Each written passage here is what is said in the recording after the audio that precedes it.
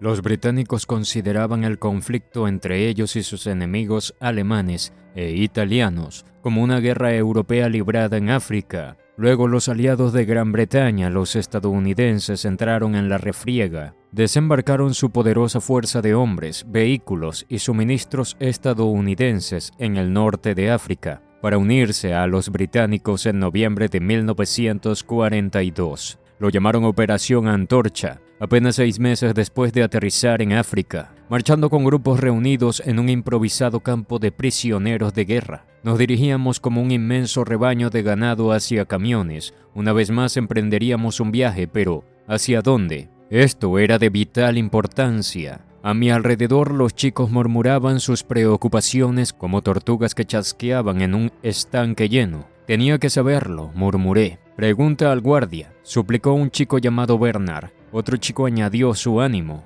Pareces inofensivo. Antena, oídos. Tal vez los guardias no te lastimen. En ese momento me di cuenta de que no me importaba. Yo ya no le tenía miedo a los británicos. Pensé que el enemigo ya me había hecho lo peor. ¿Qué más podían hacer? Siempre dispuesto a correr riesgos, pensé que podría aprovechar el inglés culto que había aprendido en la escuela. Me abrí paso hacia el frente, me dirigí a un guardia con una pronunciación y tonalidades inglesas perfectas. ¿A dónde vamos? Al puerto Túnez, me dijo de manera llana. El mar. Rápidamente traduje para mis compañeros. No podían creer mi buena fortuna. Por un segundo olí la embriagadora mezcla de sudor en la piel quemada por el sol y el aire salado del mar que había sido parte de mi infancia. Estar cerca del mar nuevamente era casi como volver a casa. No podía esperar a ver el Mediterráneo. Mi corazón latía con emoción. Luego volví a enfocarme en el guardia británico frente a mí. Pero la realidad golpeó con fuerza. Esto no eran vacaciones de verano, ni siquiera una excursión de un día de playa. Con playa o sin ella, esto era una guerra. Aproximadamente una hora después, los transportes nos dejaron en el puerto. Obviamente nos iban a trasladar en algún lugar en el barco. Me retrocedí para echar un último vistazo a Túnez, mientras subíamos a nuestro carguero costero asignado. ¿Hacia dónde se dirige este barco?, pregunté audazmente a un guardia a bordo. Quería que mis amigos supieran que podían confiar en mí. A Argel, dijo. Hombre, totalmente decepcionado, le dije a un anciano llamado Tillman, que estaba a mi lado. Solo nos dirigimos a otro país africano. ¿Qué esperabas? Tillman se burló. España, sarcasmos alemán en su máxima expresión. Mientras huían, él y otros habían esperado apropiarse de botes en Cabo Bom. Si hubiéramos llegado a España, los españoles los habrían ayudado a volver a casa. El gobierno español salió victorioso en la guerra civil que terminó en 1939. Había reforzado secretamente a sus tropas con la fuerza de soldados alemanes. Nuestros guardianes, soldados británicos, nos llevaron en grupo alrededor de 100 personas hasta la bodega del barco. La escotilla resonó sobre nuestras cabezas, mientras los guardias la aseguraban. Estamos guardados aquí como un montón de ratas lamentables, dijo Tillman, con los ojos desorbitados de pánico. Su amigo Frank agregó, si nos torpedea uno de nuestros propios submarinos, no tenemos ninguna oportunidad. Iremos abajo como ratas. Ah, replicó un hombre mayor, no tenemos submarinos en el Mediterráneo. Hitler no considera esta área lo suficientemente importante como para desplegar submarinos. Los hombres a mi alrededor se relajaron visiblemente. Yo no lo creía, por lo que recordaba de las actividades de Hitler en el pasado. Definitivamente consideraba importante este mar. ¿Cuánto tiempo crees que durará este viaje?, me preguntó Bernard. Se acurrucó en el frío suelo metálico cerca de mí. Calculo 1 o 2 días, respondí. Traté de acomodarme contra la pared. Bernard había marchado a mi lado y se veía bien hasta ahora. Cuando comenzó nuestro viaje por el océano, se volvió melancólico. ¿Qué nos harán?, admití, sintiéndome un poco melancólico también. Pero debemos ser valientes por el bien de nuestras familias. Bernard sacó su billetera y me mostró una foto de él con algunos compañeros de armas. Estos eran mis amigos y ahora todos están muertos, dijo, con lágrimas en los ojos. Rasgó la foto en pedazos. Ya no me importa nada. Pronto el carguero despejó sus amarras y se dirigió en un rumbo paralelo a la costa de Argel. El suelo se volvía más duro y frío mientras trataba de apartarme de los hombres que estaban mareados. Irónicamente, las sacudidas del barco que causaban mareo en los demás solo me hacían sentir nostálgico. Si pudiera tener un deseo, habría dejado que mi familia supiera que estaba bien, y oré para que ellos también estuvieran bien. Finalmente escuchamos el sonido de motores deteniéndose y el golpeteo de las olas contra el costado, que enfrentaríamos en la cubierta de Argel.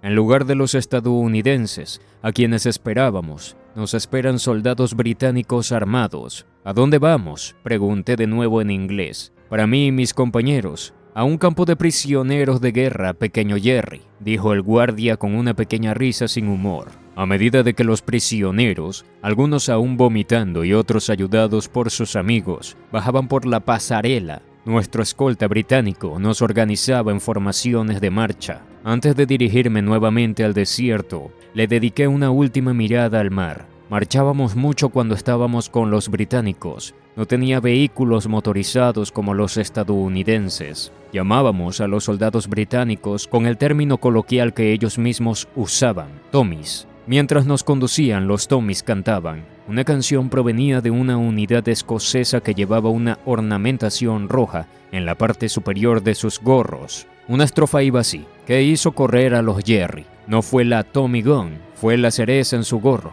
la maldita cereza en él. Más allá de restregarnos su victoria en nuestras caras, los británicos eran tipos decentes, permitiendo un descanso ocasional en nuestra larga marcha bajo el sol, mientras nos dirigíamos a otro campo, y a menudo compartían su agua. Finalmente llegamos al tipo de campo de prisioneros de guerra que se convirtió en parte de mi vida durante los próximos años. 2 filas de alambradas de púas y torres de vigilancia. Antes de instalarnos, los británicos interrogaron a cada prisionero. Más tarde me di cuenta de que querían asegurarse de que los prisioneros de alto rango o los peligrosos no pasaran desapercibidos durante el proceso de registro. Cuando llegó mi turno, un oficial me pidió mi Soul Bush, o libreta de soldado, un expediente personal condensado. Contenía datos como mi peso, altura, fecha y lugar de nacimiento, así como los nombres y direcciones de mis padres y registros de mis vacunas y exámenes de la vista.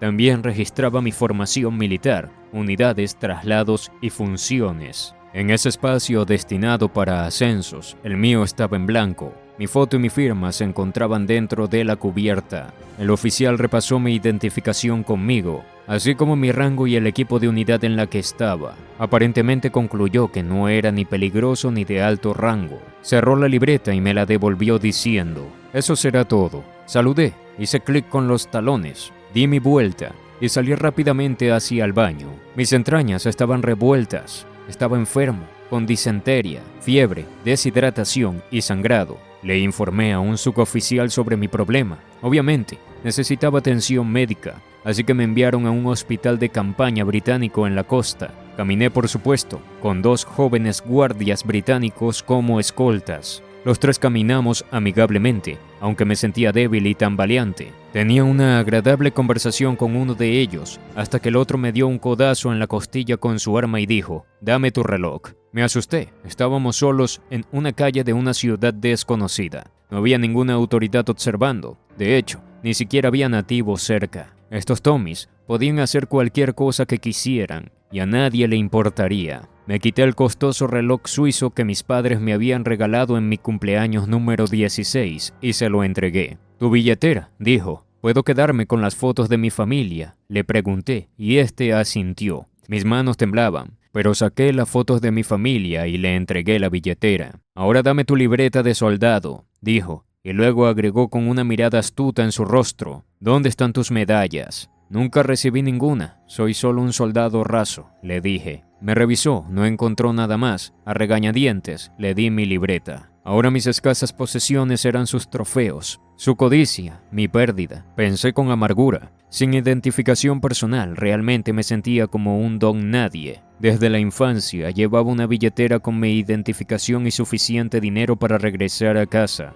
A los 13 años incluso llevaba una serie de tarjetas de membresía de la Asociación Juvenil con mi identificación. Los documentos para demostrar quién eras o no eras habían sido una cuestión de supervivencia en Alemania de Hitler. Se sabía que las personas vivían o morían según la completitud de sus documentos. Ahora estaba lejos de casa y por primera vez completamente indefenso, sin pruebas de quién era o incluso de dónde venía. Mi cabeza latía, tenía calambres y malestar. Quería alejarme del cazador de trofeos y descansar. Las camas del hospital, con sus sábanas suaves y limpias, parecían un pedazo de cielo. Pero justo cuando me acomodaba, un ataque de un submarino alemán en el puerto resultó en más hombres heridos, lo que llevó a la evacuación de todos los casos no críticos en el hospital. Recordé que mis compañeros en la bodega del barco se habían convencido de que no había submarinos en el Mediterráneo. Durante la evacuación, los británicos me llevaron a una estación de tren. Me encontré en un tren controlado por estadounidenses que se dirigían hacia el oeste, hacia el centro de África. En el tren me sorprendió que me trataran tan bien como cualquier soldado aliado. También estaban en el tren militares británicos y estadounidenses, así como pacientes prisioneros de guerra como yo. Me pareció irónico que al pasar por la amigable Argelia francesa, la gente del pueblo ondeaba banderas francesas, británicas y estadounidenses, sin saber que también estaban saludando a prisioneros de guerra alemanes. Los pacientes prisioneros de guerra desembarcamos en Orán, Argelia, y fuimos trasladados a un hospital de campaña estadounidense, un lugar tranquilo y ordenado que se sintió inmediatamente familiar. Consultar con médicos, tomar medicamentos y convalecer habían sido parte de mi vida desde la infancia. Durante mi infancia padecí de raquitismo, atribuido a la desnutrición de mi madre durante el bloqueo británico de Alemania en la Primera Guerra Mundial. En mi ciudad natal el raquitismo era comúnmente conocido como la enfermedad británica. Mis huesos se fracturaban fácilmente y sanaban lentamente. Mi pediatra, amable y gentil, que resultó ser judío, solía decir que tenía huesos de cristal. La ictericia fue otro problema que necesitó la atención de mi médico. Su tratamiento tuvo éxito. El niño enfermizo creció hasta la adolescencia saludable. Tan saludable que pasé todos los exámenes físicos militares con altas calificaciones. Era delgado, pero me recuperaba de lesiones y dificultades con la frescura de la juventud. En el hospital de campo estadounidense, un día desperté sintiéndome mucho mejor, pero con la realización de que había perdido la noción del tiempo. ¿Cuál es la fecha de hoy?, pregunté a una amable enfermera estadounidense. El 9 de junio de 1943, añadió para enfatizar. Probablemente pensó que tenía un shock traumático o algo así. Me enderecé de golpe. Vaya, cumplí años hace 12 días y ni siquiera lo sabía, dije. ¿Cuántos años tiene ahora, chico?, preguntó. Pareces tener unos 14, 19, respondí con orgullo. Si estuviera en casa mi madre me haría un pastel de cumpleaños, agregué. La enfermera se dio vuelta para irse. Y haríamos una fiesta, le dije mientras retrocedía. Pude ver que movía lentamente la cabeza. Era incredulidad o tristeza. No podía decirlo. Su reacción dolorida me hizo reflexionar. Quizás ella se preguntaba por qué tenía que estar tan lejos de casa en mi cumpleaños. Porque todos nosotros, chicos enfermos y heridos del eje y de los aliados por igual, estábamos tan lejos de casa. Durante mi convalecencia tranquila y relativamente cómoda, yo también comencé a cuestionarlo. ¿Qué estaba haciendo aquí? Porque estábamos peleando en primer lugar. Había sido obediente, por entrenamiento y costumbre. Hacía lo que se me decía y marchaba hacia donde me ordenaban sin cuestionar. Ahora de repente me di cuenta de que no podía dejar que las cosas simplemente sucedieran más. Mi supervivencia dependía de mí, y había agotado una gran parte de la buena suerte, o la gracia de Dios, dependiendo de cómo lo miraras. En 6 meses de combate, las únicas lesiones que había sufrido fueron infecciones por las espinas de cactus y las picaduras de escorpión en mis piernas y de la pequeña carga de metralleta en mi espalda. Aterrizar en un hospital estadounidense en el regazo relativo del lujo había consumido una mejor fortuna. Me encontré recuperándome de la disentería mucho más rápido de lo que hubiera deseado. ¿Cómo podría retrasar mi regreso al campo de prisioneros de guerra? En la desesperación le pedí a hombres más enfermos que yo sus heces. ¿Quieres las mías?, dijeron, y luego sonrieron.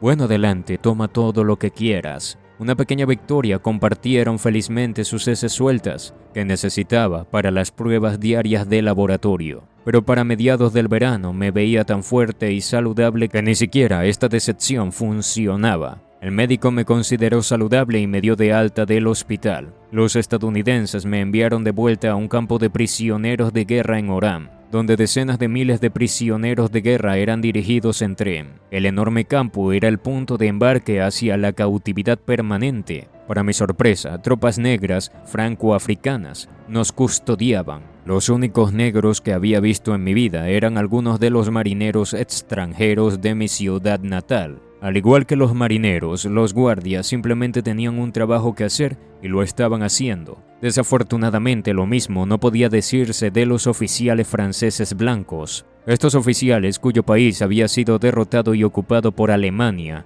claramente querían cobrarnos. Sus miradas y desprecios transmitían rencores personales contra todos. Dejaron en claro que iban a hacer nuestras vidas lo más miserable posible. Todos los días en el campo dirigido por los franceses, los prisioneros de guerra se tambaleaban en fila durante largas llamadas en el calor. Muchos prisioneros se desplomaban. Sin embargo, de alguna manera, yo me fortalecía. A pesar del calor abrasador, de las burlas, encontraba fuerza frente a la adversidad. Dios aún estaba conmigo, mi familia también lo estaba. Recordaba sus rostros, sus últimas despedidas y los ojos de mi madre cuando ordenó que volviera a casa. Con la garganta seca y el polvo obstruyendo mis fosas nasales, permanecía en las inestables filas de la llamada y ahí animaba a los hombres a mi lado. Flexioné las rodillas. Respiren profundamente. Piensen en el aire fresco de las montañas. Mi padre no habría hecho menos. Más tarde, en nuestras tiendas, circulaban rumores. Para obtener la información más reciente, busqué a Tillman, el viejo gruñón del carguero. Siempre se las arreglaba para saber qué estaba pasando.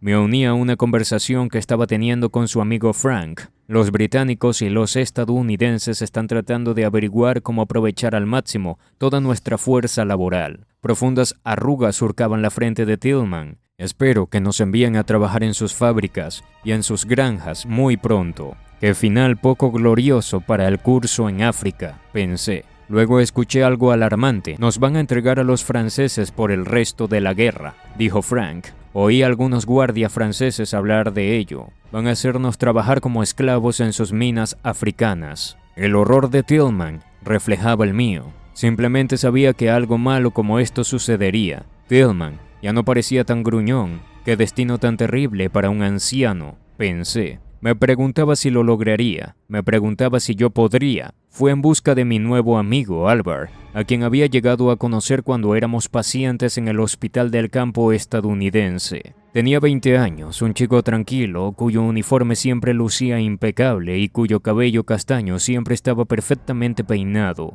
Me acerqué y le conté en voz baja el rumor. Tendré claustrofobia si tengo que trabajar en una mina, dije. Albert asintió. Sí, sé que no quiero pasar más tiempo bajo tierra. Incluso odiaba estar en una trinchera. Tiene que haber una forma de salir de esto, le dije a Albert, mientras discutíamos sobre este último rumor sobre los campos de mineros franceses. Comenzó el llamado estadounidense programado. Varias veces a la semana los estadounidenses venían a nuestro campo dirigido por franceses y llamaban una lista de nombres de prisioneros de guerra. Los hombres así elegidos se reunían en una puerta de entrada y subían a camiones del ejército de Estados Unidos para no ser vistos nunca más. Oí un rumor de que van a ir a Estados Unidos, dijo Tillman. Vaya, pensé, ¿cómo tuvieron tanta suerte? O más importante aún, ¿cómo podría hacer yo algo de esa suerte para mí mismo? Se me ocurrió mientras los estadounidenses llamaban el último de los nombres alemanes. Albert, susurré. Conoces cómo nos tratan los franceses y conoces cómo nos han tratado los estadounidenses, ¿verdad?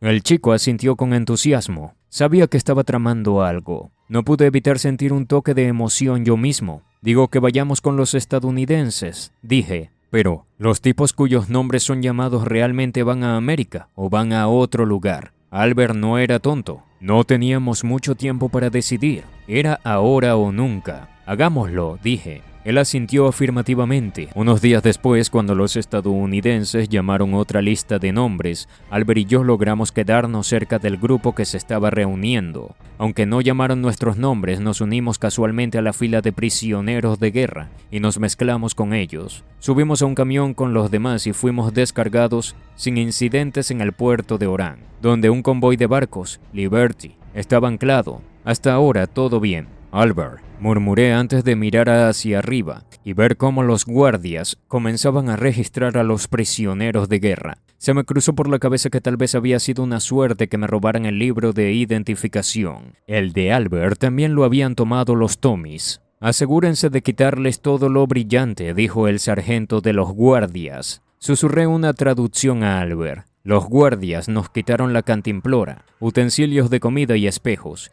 y los arrojaron a un montón. Miré el creciente montón y pensé más trofeos para los no combatientes aliados. Todo lo que me quedaba era el uniforme sudado en mi espalda. Nunca preguntaron quiénes éramos. Pasamos desapercibidos. ¿Por qué querrán cosas brillantes?, preguntó Albert más tarde. Tal vez piensan que podamos usarlas para señalar barcos alemanes. Los submarinos alemanes merodean como tiburones en el océano en el otoño de 1943. Con nervios a flor de piel y tensiones agotadas, lanzamos comentarios sarcásticos sobre lo absurdo de que un soldado raso se ponga en contacto con ellos. ¿Conoces algún código marítimo, Albert? Nah. Y aunque lo supiera, no quiero que nos torpedeen. Junto con el otro pequeño grupo de prisioneros de guerra seleccionados, Albert y yo subimos a un carguero bajo el mando de un capitán noruego de la Marina Mercante. Los destructores de la Marina de los Estados Unidos escoltaron nuestro gran convoy de barcos Liberty. Nuestro capitán se aseguró de que cada uno de nosotros recibiera una manta del ejército de los Estados Unidos, ya que teníamos que dormir en el suelo de metal del compartimiento de carga. Anunció las reglas. Solo el 50% de ustedes pueden estar en cubierta durante el día. Por la noche estarán encerrados en el compartimiento. No existían instalaciones de baño abajo, así que era un gran alivio salir a cubierta todas las mañanas. El hedor abajo era nauseabundo. Una vez en cubierta, se me permitió subir una escalera para tomar aire fresco y observar el personal trabajar. Hablé inglés con los guardias estadounidenses que parecían amigables. Les hice preguntas sobre dónde estábamos e intenté averiguar nuestra posición escaneando la línea de la costa. Por la tarde me quedé abajo e intenté consolar a Albert. Los pobres chicos sufrían terriblemente de mareo y permanecían abajo la mayor parte del tiempo. Albert tenía una letanía de quejas cuando no estaba vomitando. Las minas africanas hubieran sido un paseo en comparación con esto. ¿Por qué me convenciste? Ojalá no te hubiera escuchado. Pronto nuestro barco se acercó a la costa española. Debe ser que nos estamos acercando al estrecho de Gibraltar, pensé. Gritos en 2 idiomas resonaron arriba. ¿Por qué me convenciste? Ojalá no te hubiera escuchado. Pronto nuestro barco se acercó a la costa española. Debe ser que nos estamos acercando al estrecho de Gibraltar, pensé. Los gritos en 2 idiomas resonaron arriba. Subí rápidamente por la escalera y asomé la cabeza por la escotilla. Bernard, al chico que conocí en el carguero, se inclinaba sobre la barandilla para echar un buen vistazo. ¿Qué está pasando?, pregunté. 2 de nuestros hombres se lanzaron al agua y están nadando hacia España, dijo Bernard, pero no están avanzando mucho. Las corrientes cruzadas aquí son demasiado fuertes, probablemente se ahogarán. Gritos de aliento surgieron de nuestros hombres en la cubierta. ¿Qué está pasando ahora?, pregunté. Un destructor los avistó y están lanzando aros salvavidas.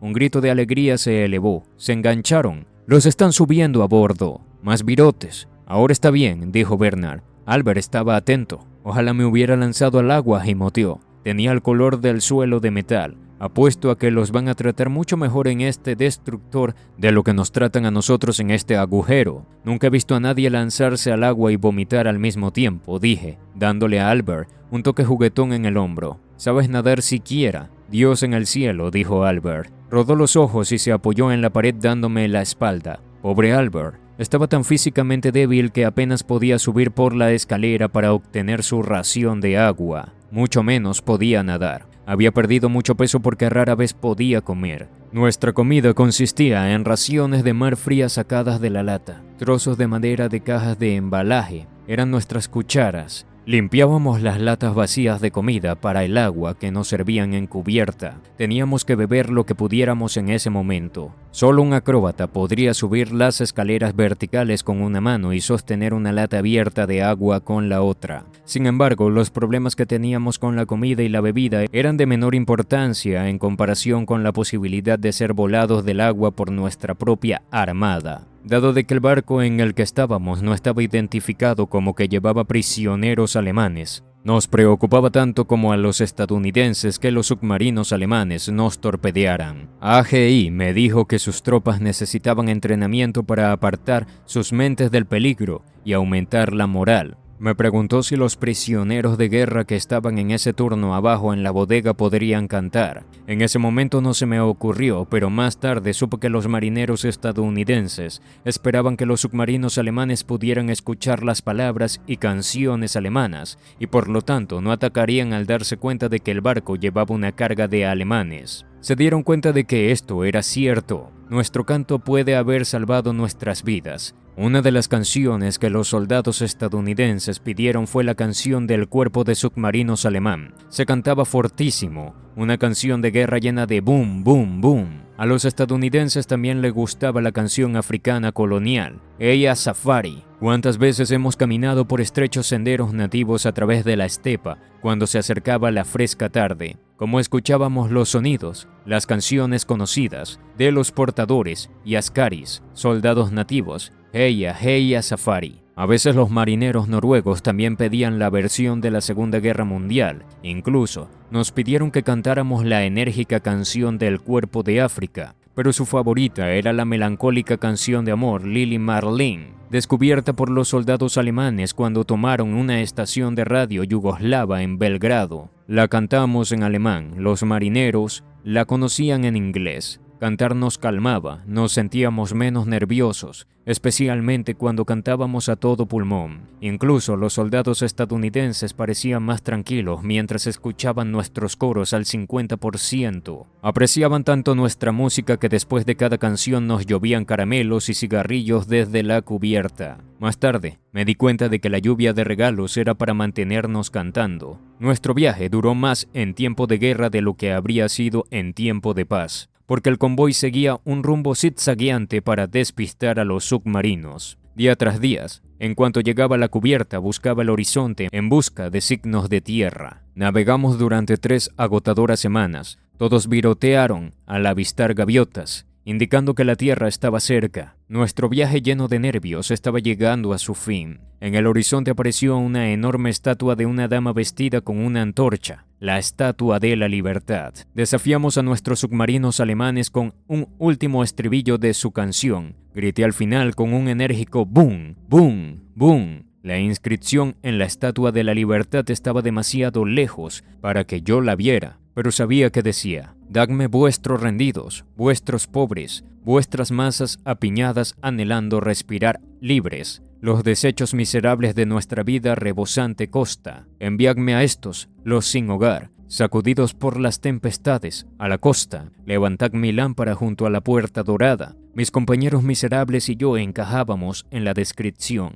Sin hogar, sí. Sacudidos por las tempestades, definitivamente, y habría dado cualquier cosa por estar libre de nuestros captores, de Hitler y también del ejército alemán, que nos había dejado en la estacada. La puerta a América estaba abierta, pero me sentía lejos de ser bienvenido cuando finalmente desembarcamos en la isla Ellis, Nueva York. En Ellis Island nos llevaron a la sala de ducha con jabón espumoso, lujoso, toallas limpias y gruesas, y agua caliente, recién lavados con champú, afeitados y despiojados. Incluso nos dieron ropa interior limpia y nueva. «Tira esa porquería nazi», dijo un guardia sonriente. Mientras nos fregábamos, los soldados limpiaban y desinfectaban nuestros uniformes. Esto era más hospitalidad de la que esperábamos. Estaba contento de deshacerme de mi capa de suciedad y deseaba instalarme en algún lugar. Después de limpiarnos lo suficiente, otro guardia nos señaló hacia un tren. Albert y yo abordamos coches Pullman, junto con cientos de otros prisioneros de guerra. Cada uno de nosotros tenía su propio asiento tapizado. «¿Ves lo mucho mejor que es América ya? Esto es una gran mejora respecto a los vagones de carga alemanes», le susurré a Albert. Él volvía a ser el de siempre, aunque un poco débil, y asintió con la cabeza en un acuerdo. Estaba observando a los MP, la policía militar, que estaban de guardia en cada extremo del vagón. Llevaban uniformes elegantes y estaban completamente equipados con ametralladoras. Los MP nos dieron las reglas. Permanezcan sentados, no se les permite caminar. Levanten la mano si necesitan usar el baño. Podíamos sentirnos como niños de jardín de infantes, pero Albert y yo estábamos más cómodos de lo que habíamos estado en meses. Se le había pasado el mareo por el mar. El movimiento del tren no le molestaba. Finalmente podía comer de nuevo. Atentos camareros negros nos servían comidas. Podría haber sido una comida común para los estadounidenses, pero la comida nos parecía un banquete. Jugo de frutas, hamburguesas, papas fritas y café real. Unos días después, mientras yo masticaba y me relajaba, miré por la ventana y vi un letrero.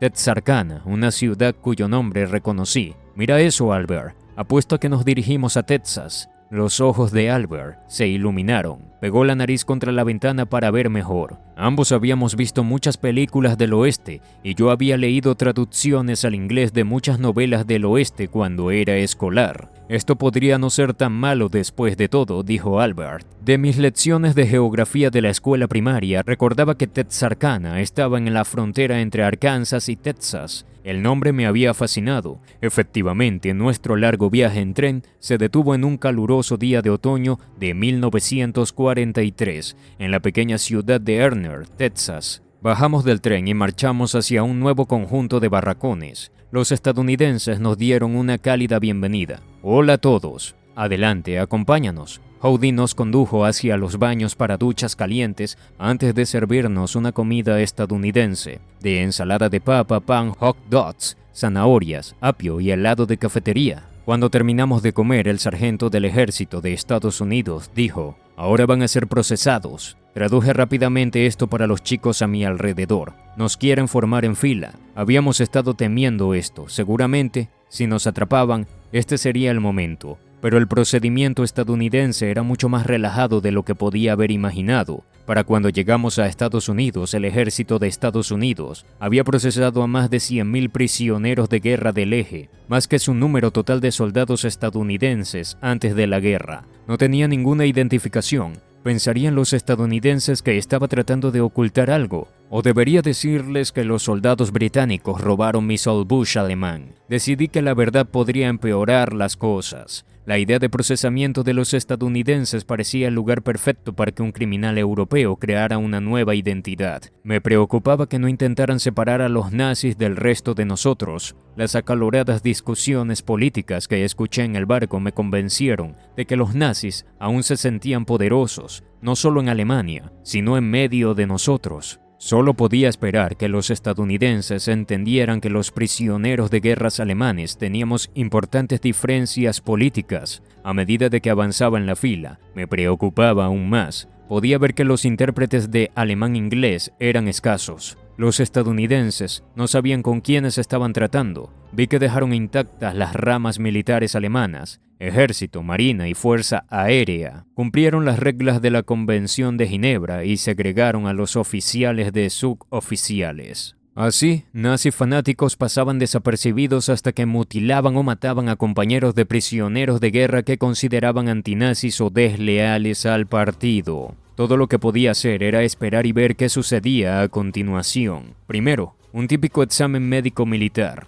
Luego la asignación de un número de serie para el resto de mi internamiento. Cuando les dije a los estadounidenses que era alemán y veterano del curso de África de Rommel, capturado en el norte de África, me dieron la designación de 81G285F. Mis procesadores se proporcionaron un registro básico de personal de 3 páginas para completar con la misma información que mi Sol Bush alemán robado. Más tarde supe que copias de los números y formularios se enviaron a la Cruz Roja Internacional en Suiza para que nuestras familias fueran notificadas si algo peor nos sucedía. Luego vinieron las tarjetas de huellas dactilares y las fotografías. Después de eso, un inventario de efectos personales. Todo lo que quedaba eran fotos de mi familia, que valían más para mí que el oro. La página de efectos personales quedó en blanco. El último paso del procesamiento fue el mejor. Me indicaron ir a una ventana de suministros para recoger un nuevo uniforme. Apenas podía creer que la bolsa completa que me lanzaron sobre el mostrador era solo para mí. 4 pares de pantalones, 2 de algodón y 2 de lana. 5 camisas de manga corta y manga larga en color khaki, denim y lana. Y calcetines, ropa interior, guantes, una chaqueta, un abrigo, un impermeable, una gorra y zapatos nuevos. Albert estaba tan feliz como yo de tener ropa nueva y no podía esperar a llegar a nuestros barracones para ponérsela. Pero un sargento de suministros dijo en mal alemán: en sus barracones encontrarán pintura blanca y una plantilla con las letras PW. Pintan las letras PW en sus uniformes, en la parte trasera de sus camisas y chaquetas, en la parte delantera de sus pantalones, en los lados de sus camisas y sus pantalones. Ojalá no tuviera que ponerles pintura, dijo Albert. Todo estaba tan limpio y fresco. Piensa en ello de esta manera, Albert. Estos son muchos mejores que los uniformes desgarrados y destrozados que dejamos atrás en nuestra última retirada. Sí, dijo un tipo detrás de mí. Y la pintura blanca también es un blanco perfecto para los guardias estadounidenses. Tu mente teutónica está sobreexigida, le dije. El idiota, pensé. ¿Por qué los estadounidenses nos traerían hasta aquí solo para dispararnos? En mi ingenuidad, no podía prever cómo la interacción entre prisioneros de guerra comunes como nosotros y los nazis chocarían con nuestros jóvenes guardias. Probablemente pensaba que todos éramos nazis. Se nos permitía conservar nuestros uniformes alemanes para usar dentro del campo en días festivos, según las regulaciones de la Convención de Ginebra. Mientras lavaba el mío y lo metía en el fondo de mi bolsa de viaje, pensé que nunca quería verlo de nuevo. Poco sabía que volvería a ponérmelo, una vez más como muestra de respeto en un funeral en un campo de prisioneros de guerra estadounidense, para dos de mis amigos más cercanos. Durante el tiempo libre en el procesamiento, escuché a mis compañeros prisioneros contar sus historias. Los hombres tenían edades comprendidas entre los 19 y 40 años y habían sido capacitados en escuelas vocacionales y técnicas.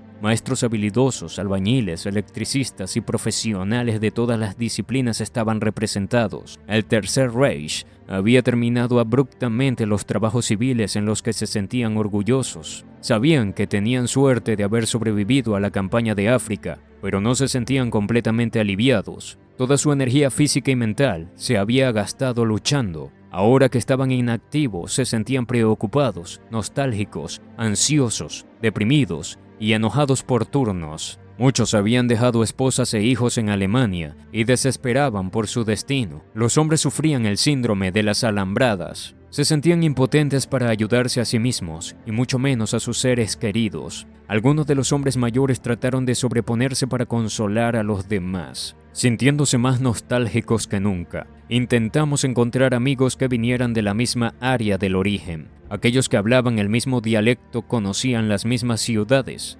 héroes, folclore y canciones. Escuché la pronunciación familiar de mi región y encontré mi grupo. Descubrí que podríamos quedarnos en las mismas barracas en una conferencia al final de nuestro día de procesamiento. El comandante del campo nos dijo a través de un intérprete que todos debíamos hacer lo mejor de la situación. Explicó las reglas, los servicios médicos y dentales y cómo escribir y enviar cartas a casa. Concluyó explicando el castigo que se aplicarían por intentos de fuga o escapes, aislamiento en la prisión por un tiempo que se determinaría según el tipo de infracción. Luego nos despidió para que encontráramos nuestros nuevos hogares. Un hombre llamado Rolf provenía de Hamburgo, una ciudad cercana a mi ciudad natal. Un hombre tranquilo y mayor que había sido profesor y nos dirigió hacia nuestras nuevas barracas, ubicadas en algún lugar entre el grupo de barracas negras con el papel alquitrán. El campo estaba dividido en 3 recintos. Cada recinto constaba de 20 barracas, así como de comedores, un taller, una cantina, una enfermería, un edificio administrativo y un salón de recreo. Una barraca medía 20 pies por 100 pies y constaba de un suelo de losa de concreto y una estructura de madera, 2x4 cubiertos con papel alquitrán. El cuerpo de ingenieros del ejército utilizó este mismo plan en los 155 campos de prisioneros de guerra construidos. Rolf escudriñó nuestras barracas. No es el Hotel Waldorf Astoria, pero ya que estamos en un pueblo pequeño, no podemos esperar mucho.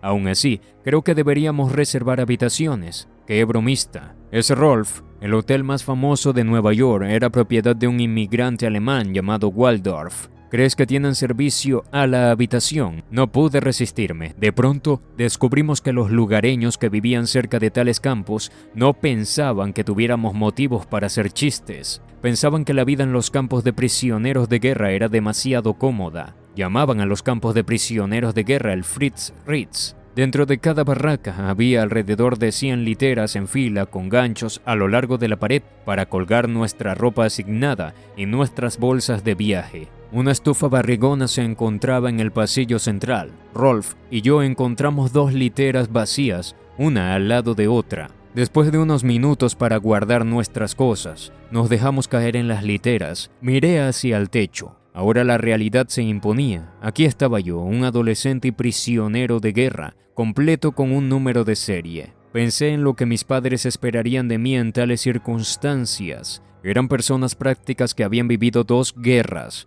Nunca entraron en pánico. Tanto mi hermana como yo aprendimos a enfrentar las condiciones de guerra siguiendo los ejemplos, pero ninguno de mis padres podría haber predicho este resultado y prepararme para la cautividad. No podía quitarme la sensación de presentimiento. Me senté en el borde de la litera y miré hacia abajo. Vamos a explorar este lugar. Esto vino de Rolf. Era realmente mayor, unos 35 años, pero siempre me sorprendía con su energía, que a su vez era contagiosa. Salió afuera, lo seguí. Pasillos, caminos de grava y un área amplia y plana conducían más allá de nuestro recinto. Podíamos ver otros 2 recintos, de aproximadamente 20 barracas cada uno. El recinto tenía un lavabo y un campo abierto para inspecciones y deportes. Más allá de las cercas podíamos ver el hospital, la capilla, la oficina de correos de Estados Unidos y lo que parecía ser un almacén. El campo se parecía a cualquier otro campo militar, pero tenía una diferencia importante. Estábamos rodeados por una doble línea de alambradas de púas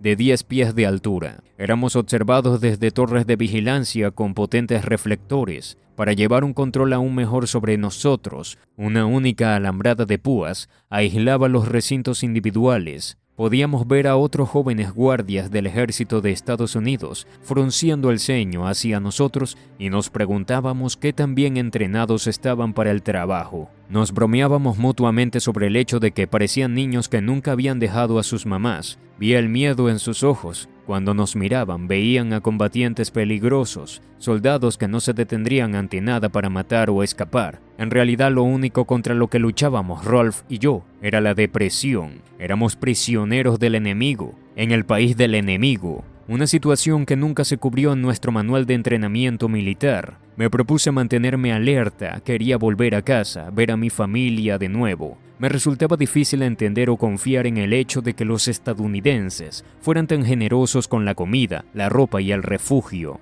Le pregunté a Rolf qué pensaba al respecto. Sacó su pipa y tabaco del bolsillo. Creo que están practicando la regla de oro. Haz a los demás lo que te gustaría que te hicieran a ti. Encendió su pipa antes de continuar. Sabes que hay prisioneros de guerra estadounidenses en Alemania. ¿Quieres decir que los estadounidenses esperan que si nos tratan bien Alemania se entere y haga lo mismo? Pregunté. Sí, estoy seguro de eso, respondió. Sí, desconcertante. Obviamente, sabían poco sobre la SS, el ejército privado de Hitler, que controlaba todo el esfuerzo de guerra. Estaba seguro de que la SS, sin Dios ni ley, ni siquiera conocían la regla de oro. Aparte de eso teníamos otros problemas. El peor era el calor y la humedad de Hart, Texas. Como soldados rasos, Rolf y yo teníamos asignaciones de trabajos exigentes. Ambos crecimos en el fresco clima costero del norte de Alemania y Dinamarca. Nunca me acostumbré a los días calurosos y las noches frías del norte de África. Me asombró que este nuevo campo de prisioneros de guerra en Texas fuera aún más caluroso que el norte de África.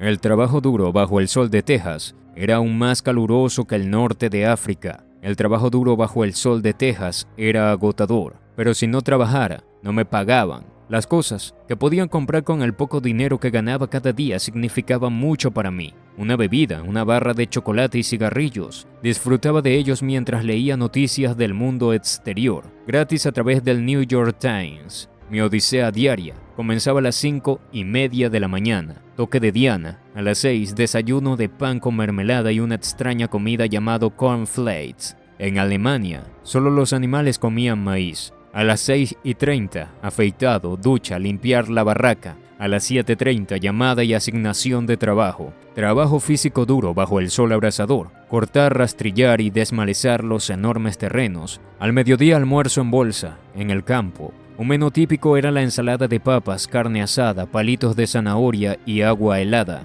De 1 a 4:30, más trabajo duro y calor. y agotamiento por el calor. Lo que aún podíamos movernos estábamos en la cena a las 6 p.m. Un menú típico era pastel de carne, huevos revueltos, leche y pan. No exactamente la comida de mi madre, pero al menos llené mi estómago por completo por primera vez en años. El azote del calor y el fuerte sol crearon una industria artesanal, dado que las gorras suministradas por el ejército de Estados Unidos no protegían del sol nuestros ojos. Algunos hombres de mi grupo de trabajo iniciaron un pequeño negocio fabricando gorras de ala ancha con las fundas pesadas de algodón de nuestros colchones. Su diseño era original y práctico. Los soldados rasos trabajadores hacían pedidos y las compraban con su propio dinero. Las gorras nos daban identidad. Colocaba la mía en mi cabeza, con un ángulo arrogante. Éramos un grupo fuerte e ingenioso. Me adapté al calor. A menudo era uno de los pocos hombres que quedaba de pie al final del día. Un día fui recompensado con un deber fuera de las cercas del campo, cortando hierbas con una gran y afilada guadaña a lo largo de la carretera principal. Me abrí paso hasta un cruce de caminos cuando un automóvil se acercó y se detuvo.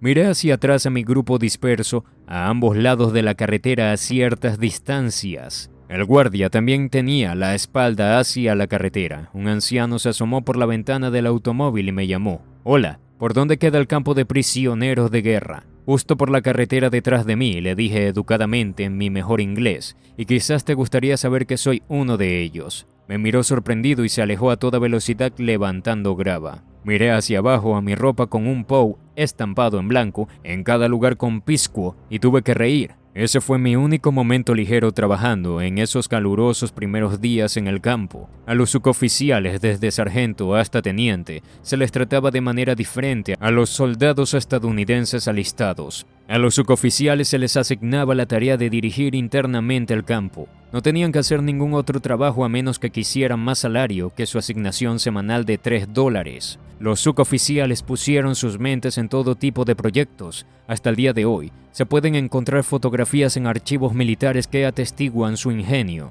En el campo de Hoare, los suboficiales diseñaron e erigieron una maqueta perfecta de uno de los castillos bárbaros del rey Ludwig, completo con escaleras y un foso funcional. Mezclaron y vertieron toneladas de cemento donado y convirtieron objetos cotidianos en puertas, ventanas y decoraciones. Tanto alemanes como estadounidenses admiraban la destreza de estos hombres, inventivos que utilizaban sus habilidades para mantenerse mentalmente alerta y físicamente activos. Sin embargo, no toda la actividad en el campo era tan benigna o directa. La mayoría de los alemanes cautivos eran veteranos endurecidos en campañas de África. Aunque Alemania sufría grandes pérdidas en el frente oriental y la guerra aérea sobre Alemania se intensificaba, aún existía una fuerte lealtad hacia nuestra patria y nuestro gobierno, y creencia en la victoria. Personalmente, había descartado silenciosamente mi creencia en una victoria alemana después de ver la abrumadora cantidad de material bélico en posesión de los aliados en el norte de África. Mis observaciones en nuestro viaje en el tren desde Nueva York a Texas, al pasar por ciudades laboriosas de día y completamente iluminadas de noche, añadieron escepticismo a mi perspectiva. Sin apagones aquí, a los estadounidenses no les preocupaba ser bombardeados, mientras que en Alemania la preocupación era constante, día y noche. Se sabía comúnmente que el campo en Hoare era uno de los más de 150 campos similares a los que eran enviados los prisioneros de guerra. Además, escuchamos que había alrededor de 500 campos satélite. Si la abundancia de suministros en un pequeño campo como Hoare era representativa, Alemania estaba condenada. A menudo me decía a mí mismo que probablemente estaba en el mejor lugar posible, dadas las circunstancias. Podría estar hambriento, torturado o luchando en condiciones inciertas. Luego veía las alambradas que me rodeaban y ya no estaba tan seguro. Cómo odiaba ese alambre de púas. Sin embargo, nunca se me ocurrió escapar.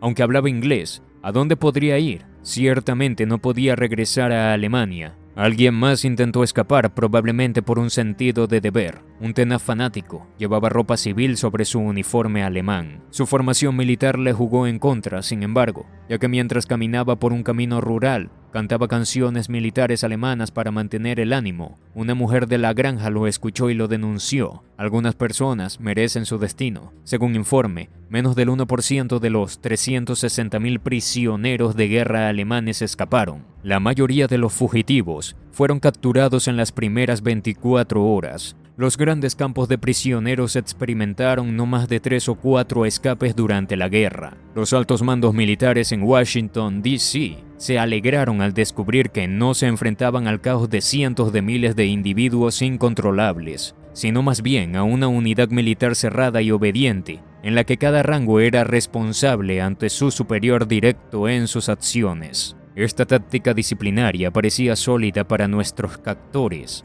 pero llevó a un fortalecimiento desastroso del militarismo alemán y el neonazismo dentro de los campos. Teníamos acceso a noticias de la guerra a través del New York Times, que publicaba los comunicados de Estados Unidos, el Reino Unido, Japón, Alemania y la Unión Soviética. Con el tiempo comencé a acercarme a la verdad. Se producían exageraciones de éxitos y minimizaciones de pérdidas, y reveses en ambos lados. Recordé a mi tío Agni, escuchando la radio en Alemania y diciéndome, hay un viejo dicho, la primera víctima de la guerra es la verdad.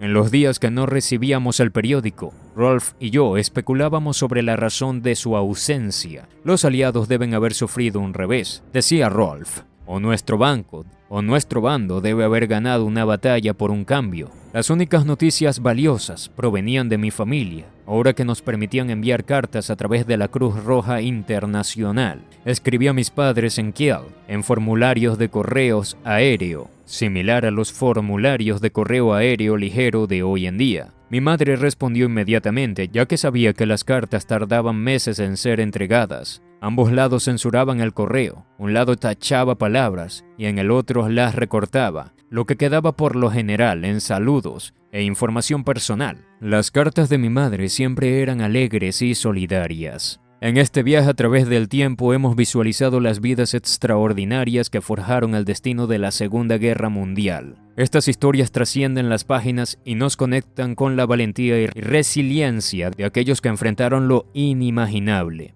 Recordemos siempre sus sacrificios, aprendamos de su coraje y honremos su legado. Pero antes de terminar, te invito a que te dejes un me gusta y te suscribas activando las notificaciones para que no te pierdas ninguna de nuestras increíbles historias. Que estas crónicas perduren como faros de inspiración en nuestras vidas. Gracias por unirte a nosotros en este inolvidable recorrido histórico. Hasta el próximo video.